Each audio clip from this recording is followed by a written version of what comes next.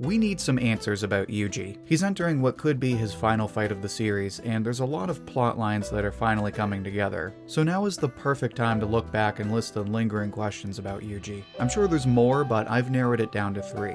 And these 3 are questions that have been teased for a while now and are clearly meant to be important. So we've reached a point where how they're answered is crucial to the ending of JJK. The first one is pretty straightforward, but it's evolved over time. That being what his abilities are. One of them is something that we've already seen used against Todo, but we'll get to that towards the end of the video.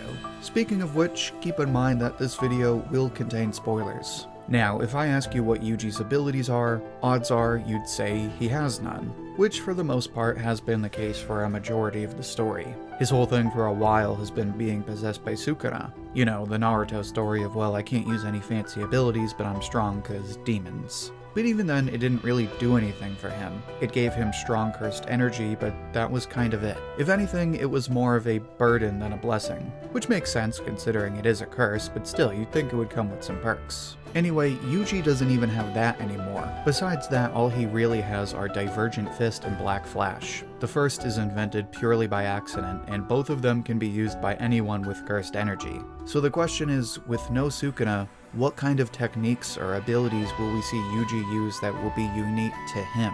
And this is an important question to ask, mostly because Yuji is the main character. Like, I know main characters are notorious for using stolen techniques, but Yuji should still have something that is uniquely his own, especially when he's in a story about Jujutsu sorcerers. We're almost at the end, and he still doesn't have any of his own abilities. Now, would it be the end of the world?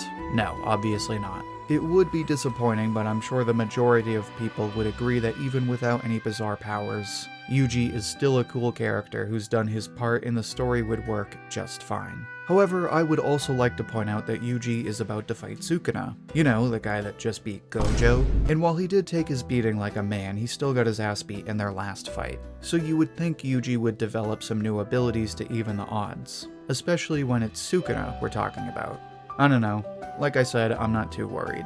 I think it would be fine if Yuji didn't get any special abilities. It might be disappointing, but it's not necessarily the end of the world. But this is something we should have in the back of our minds during this fight. Like, okay, Yuji did some training, we're getting close to the end of the series, he's fighting Sukuna. We should all be on guard and ready for some kind of crazy end of the series reveal. Speaking of which, there's an ability that's actually been teased already. In fact, it goes back as far as Goodwill. But before I say more on that, make sure to like the video if you're enjoying it so far. It's the easiest way to support the channel, and it helps spread the video to other viewers like you. Now, you probably already know what I'm talking about. It's Yuji's strange ability to alter people's memories.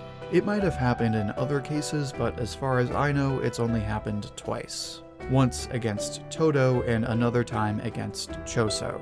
Now, I'm gonna quickly go over how it went down in both instances because it's pretty important for this fight right now. So the first time was against Todo. That time Yuji told Todo that he likes girls like Jennifer Lawrence. Also, quick side note, I don't know if you've seen the new movie No Hard Feelings, but I watched that movie recently and I could not stop thinking about Yuji. Anyway, so Yuji tells Todo what kind of girls he likes, and Todo suddenly has a flashback of Yuji supporting him when he asks about his idol crush. From that point, he and Yuji are brothers. Later on, Yuji explains that he doesn't remember this, meaning that it only happened for Todo, and the same thing happens for Choso. Choso is about to kill Yuji, but then it's suddenly as if his mind is being invaded. At this point, we're told Choso is reminded of a past event that never happened, which causes Choso to believe Yuji is another one of his brothers. So there's a few takeaways here. First, I'd just like to say that there's seemingly no trigger for this. In one case it happens when Yuji says something, but in the other case it happens when Yuji is practically dead. So you might think, well, maybe it's actually Yuji's secret ability. It might be, but we have no way of knowing that. Also, it makes sense against Choso since he was using cursed energy then, but when it happened to Todo, he wasn't using cursed energy yet. So it doesn't seem like it needs cursed energy. So you might think, well, it must have something to do with Sukuna. But remember, when it happened to Choso, Sukuna somehow watched it happen. He was inside Yuji and suddenly was like, okay, what exactly am I watching here? And this is important for 2 reasons. One, this means it's not a Sukuna thing, so whatever it is, Yuji's on his own.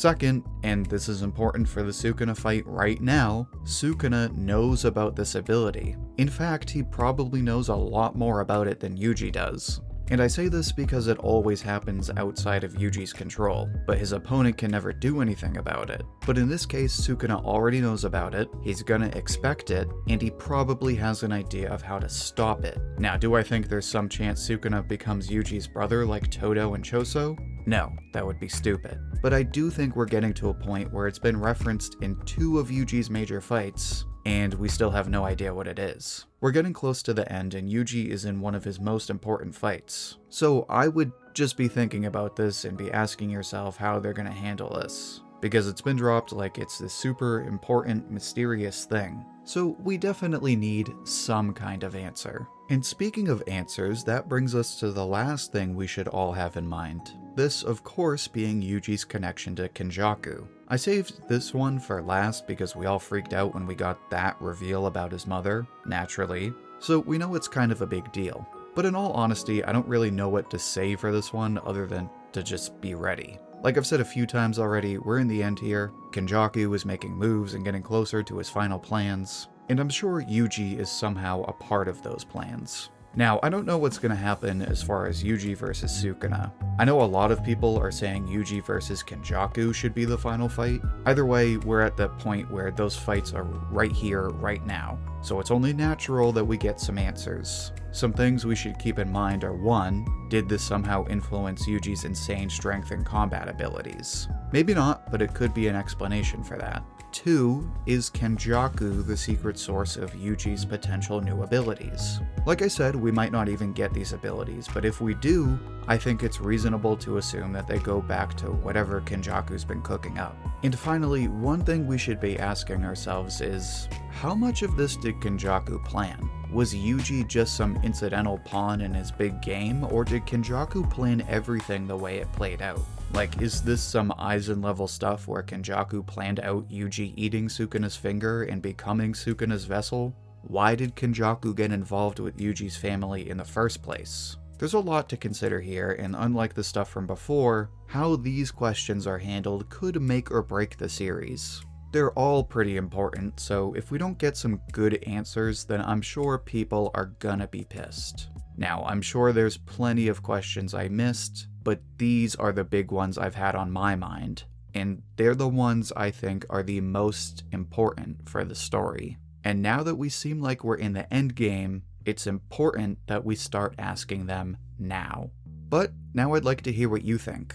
What other questions do you have? What are your theories for these questions? Share your thoughts and see what everyone else has to say down in the comments. I'll pick my favorite and share it as comment of the week on my community tab. And if you'd like another discussion like this one, then check out my video on Yuji. In that video, I explain why Yuji is a great main character, even though he's usually on the sidelines. You can find it in the playlist linked right here. Until then, thank you for watching, and I hope to hear from you soon.